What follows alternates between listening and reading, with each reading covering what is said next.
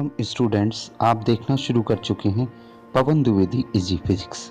Video देखने से पहले चैनल को सब्सक्राइब करिए और बेल आइकन को दबाइए, जिससे आपको नोटिफिकेशन मिलते रहें और आप वीडियो देखते रहें। स्टूडेंट्स, करंट इलेक्ट्रिसिटी की हमारी सेकंड यूनिट में आज हम पढ़ने जा रहे हैं सेल का EMF, terminal voltage, internal resistance और कुछ एनसीईआरटी के न्यूमेरिकल्स। धारा विद्युत, जिसमें विद्युत वाहक बल है, आंतरिक प्रतिरोध है और टर्मिनल वोल्टेज है। और ये डेरिवेशन जो आपके स्क्रीन पे दिख रहा है इंटरनल रेजिस्टेंस का, ये हम निकालेंगे। तो चलिए शुरू करते हैं। सबसे पहले ईएमएफ को समझने से पहले हमें सेल को समझना है। सेल है क्या?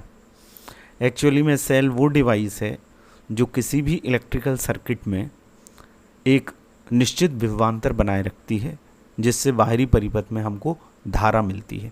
क्योंकि पोटेंशियल डिफरेंस होगा तभी करंट फ्लो होगा। पोटेंशियल डिफरेंस मेंटेन होगा, यानी ये वो डिवाइस है जो दोनों इलेक्ट्रोडों के बीच में पोटेंशियल डिफरेंस को मेंटेन करे रखती है, जिससे हमको आउटर सर्किट में करंट मिलती है। पोटेंशियल डिफरेंस मेंटेन करने का मतलब है एक इलेक्ट्रोड पर इलेक्ट्रॉनों की संख्या ज़्यादा होती है और एक पर कम होती है। कुछ ऐसी केमिकल रिएक्शंस इस इलेक्ट्रोलाइट और इन इलेक्ट्रोड्स के बीच में होती हैं, जिससे पोटेंशियल डिफरेंस मेंटेन रहता है। तो ये ऐसी डिवाइस है जो रासायनिक ऊर्जा को, केमिकल एनर्जी को इलेक्ट्रिकल एनर्जी में चेंज करती है और सेल के दोनों इलेक्ट्रोडों के बीच के विभवांतर को स्थिर बनाए रखती है, जिससे परिपथ में निश्चित धारा प्रवाहित की जा सकती है, जो मैंने आपको बताया। होता क्या है सेल में दो इलेक्ट्रोड होते हैं, यानी धातु की दो प्लेटें होती हैं। एक को हम एनोड कहते हैं, एक को कैथोड कहते हैं। मतलब एक पॉजिटिव इलेक्ट्रोड होता है, एक नेगेटिव इलेक्ट्रोड होता है। और इसमें जब बाहरी परिपथ को जोड़ा जाता है तो बाहर धारा उच्च विभव वाले इलेक्ट्रोड यानी एनोड से कैथोड की ओर बहती है बाहरी परिपथ में, और अंदर कैथोड से एनोड की तरफ बहती है। इसको और डिटेल में समझने के लिए हम सेल का एक उदाहरण लेते हैं। ये सिंपल वोल्टेज सेल है। इसमें विद्युत अपघट्य यानी इलेक्ट्रोलाइट डाइल्यूट H2SO4 होता है। उसमें दो प्लेट होती हैं, एक कॉपर की और एक जिंक की, तांबे की और जस्ते की। जिंक की रॉड पे नंबर ऑफ इलेक्ट्रॉन्स बढ़ते हैं और कॉपर पे नंबर ऑफ इलेक्ट्रॉन्स घटते हैं रिएक्शन के दौरान। इससे क्या होता है, विद्युत धारा कॉपर से जिंक की तरफ आउटर सर्किट में रेजिस्टेंस में और अंदर जिंक से कॉपर की तरफ फ्लो होती है। किस तरह से ये होता है, हम कुछ रिएक्शंस देख लेते हैं। जिंक H2SO4 के कांटेक्ट में जब आता है तो वो दो इलेक्ट्रॉन दे देता है। जिंक दो इलेक्ट्रॉन देने का मतलब ये है कि जिंक पहले आयन में कन्वर्ट होता है, और इस पर इलेक्ट्रॉनों की संख्या कैसे बढ़ रही है, ये दो इलेक्ट्रॉन फ्री करके ये जिंक आयन में परिवर्तित होगा, तभी ये SO4 से रिएक्शन कर देता है, कर सकता है। अब ये एक्सेस टू इलेक्ट्रॉन्स यहाँ रहते हैं। जिंक डायरेक्ट SO4 से रिएक्शन नहीं कर सकता। H2SO4 डिजॉल्व होता है 2H पॉजिटिव आयन में और सल्फेट नेगेटिव 2 आयन में, और जिंक दो परमाणु देके, दो इलेक्ट्रॉन देके जिंक आयन में बदलता है। फिर ये Zn और SO4 कंबाइन हो जाते हैं। ये दो एक्सेस इलेक्ट्रॉन यहाँ रहते हैं कैथोड पर, तो मतलब कैथोड पर इलेक्ट्रॉन बढ़ गए। अब ये जो हाइड्रोजन आयन हैं ये कॉपर की रॉड की तरफ जाते हैं। विद्युत रासायनिक श्रेणी होती है, केमिस्ट्री में आपने पढ़ा होगा, तो ये जाते हैं कॉपर की रॉड की ओर और इससे इलेक्ट्रॉन लेते हैं। यानी कॉपर की रॉड में क्या हो जाएगी, इलेक्ट्रॉनों की कमी हो जाएगी। इलेक्ट्रॉन लेके पहले परमाणुवीय हाइड्रोजन बनती है और ये दो हाइड्रोजन के परमाणु मिलकर हाइड्रोजन गैस बना देते हैं। इस पूरी रिएक्शन को हम लिख सकते हैं Zn प्लस और SO4 मिलके क्या बना दिए, जिंक सल्फेट। ZnSO4 बन गया। तो और पूरी रिएक्शन को हम लिख सकते हैं Zn plus H2SO4 gives ZnSO4 plus H2 plus energy. ये जो एनर्जी क्रिएट होती है सेल के अंदर, यही बाहरी परिपथ में विद्युत धारा बहाती है। अब हम आते हैं, ये सेल की रिएक्शन आपको समझ में आ गई कि एक इलेक्ट्रोड पर इलेक्ट्रॉन का बढ़ना, जिंक पे बढ़े इलेक्ट्रॉन, ये डिसॉल्व हुआ, ये दो इलेक्ट्रॉन एक्सेस हुए, ये जिंक पे आ गए। हाइड्रोजन ने इससे इलेक्ट्रॉन लिए कॉपर से, कॉपर में इलेक्ट्रॉनों की कमी हो गई। यहाँ इलेक्ट्रॉन जिंक से कॉपर की तरफ बहने लगे। तो इलेक्ट्रॉन जिस तरफ जाते हैं उसके अपोजिट करंट बहती है। करंट कहाँ से बहेगी? कॉपर से जिंक की तरफ, धारा बहेगी और अंदर जिंक से कॉपर की तरफ। इसका मतलब ये है कि Zn की प्लेट पर इलेक्ट्रॉनों की अधिकता और कॉपर पे इलेक्ट्रॉनों की कमी हो जाती है। तो कॉपर की प्लेट का विभव, ये पॉजिटिव हो गई ना, तो इसका विभव ज़्यादा हो गया और इसका विभव कम हो गया, तो धारा अधिक विभव से कम विभव की ओर प्रवाहित होगी। इलेक्ट्रॉन यहाँ से यहाँ जाएंगे, जिंक से कॉपर की तरफ। तो ये हमने समझा। अब ईएमएफ होता क्या है? जब सबसे सिंपल इसकी डेफिनेशन क्या है? सबसे सिंपल ये है कि जब सेल खुले परिपथ में होता है। खुले परिपथ का मतलब क्या होता है? ओपन सर्किट का मतलब क्या होता है? जब सेल को आप खरीद के लाए हैं, सेल से कोई चीज़ जुड़ी नहीं हुई। जब आप सेल बाजार से जाते हैं और ख़रीद के लाते हैं कोई भी सेल, उस पर 1.5 वोल्ट लिखा रहता है। 1.5 वोल्ट लिखा है, इसका मतलब ये उसका ईएमएफ है। उससे आपने किसी चीज़ को कनेक्ट नहीं किया है। जैसे ही कनेक्ट करेंगे ईएमएफ ड्रॉप हो जाएगा, कम हो जाएगा।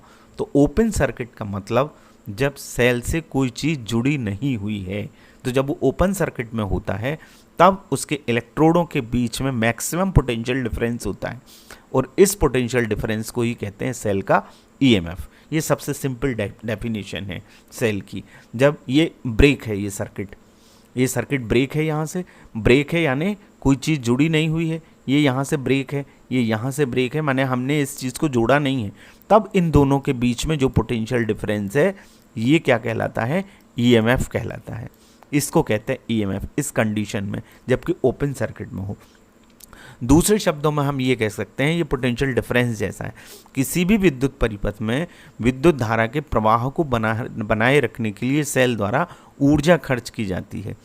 तो यूनिट चार्ज को पूरे विद्युत परिपथ में चलाने के लिए, सर्कुलेट करने के लिए सेल द्वारा जितनी एनर्जी खर्च की जाती है, बाहर का सर्किट और अंदर का सर्किट, वो सेल का क्या कहलाता है? ईएमएफ। इसको कैपिटल सी ई से, ये जो ई रहता है एप्सिलॉन, एनसीईआरटी की बुक में यही है, तो एप्सिलॉन या जनरली हम ई से शो करते हैं, कैपिटल ई से, उससे शो करते हैं। तो यदि क्यू चार्ज को पूरे सेल में, पूरे सर्किट में चलाने के लिए सेल द्वारा किया गया कार्य या व्यय ऊर्जा W है, तो सेल का ईएमएफ फाइंड आउट करने का फार्मूला है E=W/Q। जबकि ये पूरे सर्किट में चलाने में खर्च की गई ऊर्जा है, तो E का फार्मूला क्या होगा? W/Q। इसको आप याद रखें, यही पोटेंशियल डिफरेंस का है, लेकिन थोड़ा सा फर्क है पोटेंशियल डिफरेंस और इसमें, तो वो अभी टर्मिनल वोल्टेज जब हम समझेंगे तो आपको बताएंगे। यूनिट वर्क का होता है जूल, इसका होता है कूलाम, जूल पर कूलाम को कहते हैं हम वोल्ट, तो इसका यूनिट भी वोल्ट है। अब हम चलिए समझते हैं टर्मिनल वोल्टेज। अब टर्मिनल वोल्टेज जब सेल से धारा ली जाती है, यानी अब हो गया ये क्लोज सर्किट। अभी हम ओपन सर्किट की बात कर रहे थे, तब ईएमएफ हो गया। जब ये सर्किट क्लोज हो गया, इसमें रेजिस्टेंस जुड़ गया, ज्वाइन कर दिया हमने, तो जब सेल से धारा ली जाती है, सेल को धारा दी जाती है, यानी चार्जिंग की जाती है, तो सेल क्या कहलाता है? बंद परिपथ में। तब इसके दोनों इलेक्ट्रोडों के बीच का जो पोटेंशियल डिफरेंस है उसको कहते हैं हम टर्मिनल वोल्टेज। इसका मतलब है हम केवल आउटर सर्किट की बात कर रहे हैं। इसका मतलब ये है कि एकांक आवेश को बाह्य परिपथ में, केवल बाह्य परिपथ में चलाने में सेल द्वारा जितनी ऊर्जा व्यय की जाती है उसको कहते हैं उसका टर्मिनल वोल्टेज। इसके सिरों पर जो वोल्टेज है, आर के सिरों पर जो वोल्टेज है केवल, वो कहलाता है टर्मिनल वोल्टेज। और यदि मान लीजिए टर्मिनल वोल्टेज के लिए क्यू आवेश को बाहरी परिपथ में चलाने के लिए W' ऊर्जा व्यय की गई है, तो टर्मिनल वोल्टेज होता है V=W'/Q। तो ये बंद परिपथ की बात है, पोटेंशियल टर्मिनल वोल्टेज, और ईएमएफ खुले परिपथ की बात है। अब हम सेल का एक और एलिमेंट पढ़ते हैं, वो है इंटरनल रेजिस्टेंस। इसी का डेरिवेशन निकालेंगे। तो रेजिस्टेंस आप समझते हैं, रेजिस्टेंस आपने पहले पढ़ लिया है, रुकावट। धारा के मार्ग में जो रुकावट होती है उसको कहते हैं हम रेजिस्टेंस। तो सेल में आंतरिक लिखा है, इंटरनल माने सेल के अंदर। सेल के अंदर जो विद्युत अपघट्य मौजूद है, जो H2SO4 है डाइल्यूट, या जो NH4Cl है अमोनियम क्लोराइड, या अन्य कोई प्रकार का विद्युत अपघट्य है, वो सेल के मार्ग में बाधा उत्पन्न करता है, सेल के अंदर धारा के प्रवाह में बाधा उत्पन्न करता है। इससे जो सेल में जो एनर्जी क्रिएट हो रही है केमिकल रिएक्शन से, उसका कुछ हिस्सा थर्मल एनर्जी में ऊष्मा के रूप में व्यय हो जाता है। जिससे सेल के इलेक्ट्रोड के बीच का विभवांतर क्या हो जाएगा, ईएमएफ से कम हो जाएगा। उस ऑब्स्टकल को, उस ऑब्स्ट्रक्शन को, उस रुकावट को कहते हैं सेल का आंतरिक प्रतिरोध। स्मॉल आर से इसको शो करते हैं। अब हम टर्मिनल वोल्टेज का सूत्र निकालते हैं। देखिए ये एक सेल है, पॉजिटिव टर्मिनल, नेगेटिव टर्मिनल, ये इसका इंटरनल रेजिस्टेंस है, आंतरिक प्रतिरोध जो अंदर का होता है, हम इसे यहाँ बनाते हैं। ठीक है, एक वोल्ट मीटर हमने कनेक्ट किया है इसके सिरों पे, और एक अमीटर जो धारा को नापता है, वोल्ट मीटर वोल्टेज को नापेगा। ये आउटर सर्किट में एक रेजिस्टेंस आर लगा है, ये की लगी हुई है। ठीक है, तो ये यदि हम इस की को चालू करते हैं, दबाते हैं, तो क्या होता है, सर्किट में सेल से धारा बहने लगती है। वोल्ट मीटर जो है वो, इससे क्या होता है, वोल्ट मीटर का पाठ्यांक जो है गिर जाएगा। गिर के कितना हो गया, मान लीजिए V हो गया। और बाह्य प्रतिरोध के सिरों पर यही क्या बताता है, टर्मिनल वोल्टेज कहलाता है। ये हमने इसकी को चालू किया, आउटर रेजिस्टेंस हमने लगाया है, और इसके सिरों पर जो डिफ्लेक्शन आया, पहले इसको लगा के डायरेक्ट देखें तो ईएमएफ बताएगा, लेकिन जब हमने आउटर रेजिस्टेंस इसमें जोड़ दिया तो पोटेंशियल ड्रॉप हो गया और वो टर्मिनल वोल्टेज शो करता है। वो कैसे निकलेगा, देखिए हमारा परिपथ का अब दो रेजिस्टेंस इसमें हो गए। एक रेजिस्टेंस आर हो गया, ये बाहर का बाहरी रेजिस्टेंस, और ये अंदर का हो गया सेल के आर। तो श्रेणी में ये जुड़े हैं, श्रेणी में रेजिस्टेंस सीधे सीधे जुड़ते हैं, R1 plus R2 plus R3। तो टोटल रेजिस्टेंस सर्किट का क्या आएगा, RT बराबर R प्लस R। अब सेल से जो हम धारा ले रहे हैं ओम के नियम से, वो आएगी सेल का कुल विद्युत वाहक बल बटे परिपथ का कुल प्रतिरोध। कितनी करंट फ्लो हो रही है सेल से, वो कैसे निकलेगी, जैसे हम V इजकल टू RI लिखते हैं तो I is equal to V upon R, वैसे ही यहाँ पर EMF है, तो EMF में टोटल रेजिस्टेंस का हम भाग देंगे तो आएगी धारा। तो I हमारे पास क्या आ जाएगी, E अपॉन RT। ये RT की वैल्यू क्या है, R प्लस R, तो I की वैल्यू आ गई E upon R plus R। अब इसको हम लिख सकते हैं E is equal to I R plus R cross multiplication. ये हमारा इक्वेशन फर्स्ट आ गया। अब यदि यहाँ टर्मिनल वोल्टेज V है तो V की वैल्यू क्या होगी, V is equal to IR। R के सिरों पर, केवल इस R के सिरों पर जो वोल्टेज होगा जो इसने नापा वो क्या हो गया, IR, V is equal to IR। अब जो सेल के अंदर इतना ही विभव पतन हुआ, इतना ही पोटेंशियल ड्रॉप हुआ, पोटेंशियल ड्रॉप कैसे निकलेगा, E माइनस V से। उस पोटेंशियल ड्रॉप को हम स्मॉल v कह रहे हैं। सेल के अंदर का जो विभव पतन है, सेल के अंदर आंतरिक प्रतिरोध के कारण विभव पतन हुआ, तो वो कैसे निकलेगा, ये पूरे सर्किट का, ये टर्मिनल वोल्टेज R के सिरों का, तो हम V निकालेंगे E माइनस V से। E की वैल्यू क्या है, I R plus R, V की वैल्यू क्या है, IR, तो ये हो जाएगा हमारा R plus R plus IR। अब हमने इसको गुणा कर दिया तो IR plus I small r minus IR। इस IR से ये IR क्या हो जाएगा, कैंसिल। तो पोटेंशियल ड्रॉप जो सेल के अंदर विद्युत दपघट्ट में आया वो IR आ गया। इसका मतलब ये है कि इस E माइनस V की वैल्यू काय के बराबर है, ये था V is equal to small v is equal to E minus V। Small v की वैल्यू क्या आई, IR, तो E माइनस V की वैल्यू क्या होगी, IR। इसका मतलब है ये जो टर्मिनल वोल्टेज है V E माइनस IR के बराबर होगा। EMF में से इतना हिस्सा जो IR है, जो कि पोटेंशियल ड्रॉप है, विद्युत अपघट्ट के कारण हो रहा है और इंटरनल रेजिस्टेंस के कारण हो रहा है, तो टर्मिनल वोल्टेज कितना आएगा, E माइनस V। मान लीजिए किसी सेल का विद्युत वाहक बल 1.5 है और उसमें से धारा 0.1 जा रही है और अंदर का कुछ इंटरनल रेजिस्टेंस है, तो IR की जितनी वैल्यू आएगी वो इसमें से घटेगी, तब टर्मिनल वोल्टेज निकलेगा। मतलब सेल से जब किसी चीज़ को जोड़ देते हैं तो EMF की वैल्यू क्या हो जाती है, कम हो जाती है। ये बड़ा इंपॉर्टेंट फार्मूला है, ये R के फार्मूले से भी निकल जाता है, तो ये आप ध्यान रखिए। Terminal voltage V is equal to होता है E माइनस IR। हम या यूँ कह सकते हैं कि विद्युत वाहक बल टर्मिनल वोल्टेज और विभव पतन पोटेंशियल ड्रॉप के योगफल के बराबर होता है।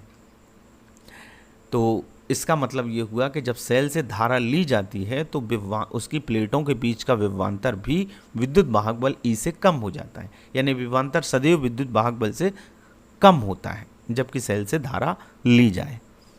अब हम ये हमारा इम्पोर्टेंट डेरिवेशन है वो निकालते हैं, वो है स्मॉल आर का, आंतरिक प्रतिरोध का।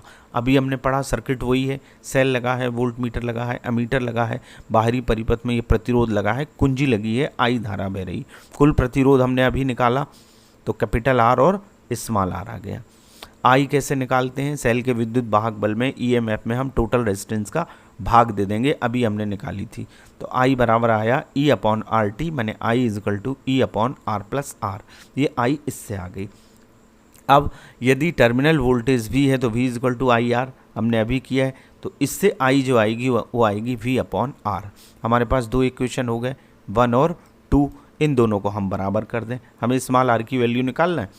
तो V upon R is equal to आएगा E upon R plus R, cross multiplication कर दीजिए, V R plus V small R is equal to E are.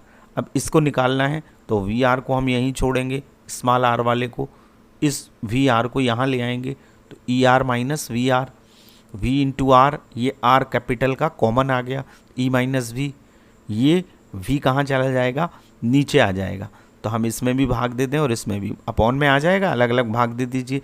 तो आर ई अपॉन वी, इस वी से इस वी को कैंसिल कर दीजिए, तो small are capital R bracket में ई अपॉन वी माइनस 1, ये हमारा इंटरनल रेजिस्टेंस का फार्मूला है। बड़ा सिंपल है, पहले ईएमएफ में भाग दीजिए टोटल रेजिस्टेंस का, फिर टर्मिनल वोल्टेज से आई निकाल लीजिए, दोनों को बराबर कर दीजिएगा। इससे भी वो वाला फार्मूला टर्मिनल वोल्टेज का निकल जाता है।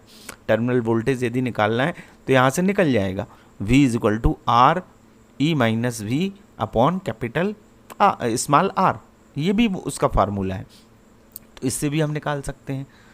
तो ये बड़ा इंपॉर्टेंट फार्मूला है, इसको आप ज़रूर करिएगा। कुछ क्वेश्चन हम समझ लेते हैं इस पे बेस्ड।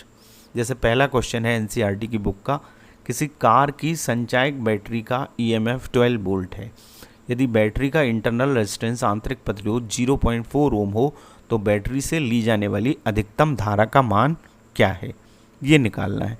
तो हमको क्या क्या दिया है? ई दिया है ईएमएफ 12 वोल्ट, इंटरनल रेजिस्टेंस दिया है 0.4 ओम, करंट निकालना है। तो करंट अभी हमने फार्मूला पढ़ा, I is equal to E M F upon total resistance R plus R. तो अधिकतम लेकिन धारा होने के लिए, आर मैक्सिमम होने के लिए बाहर का प्रतिरोध क्या होना चाहिए? 0।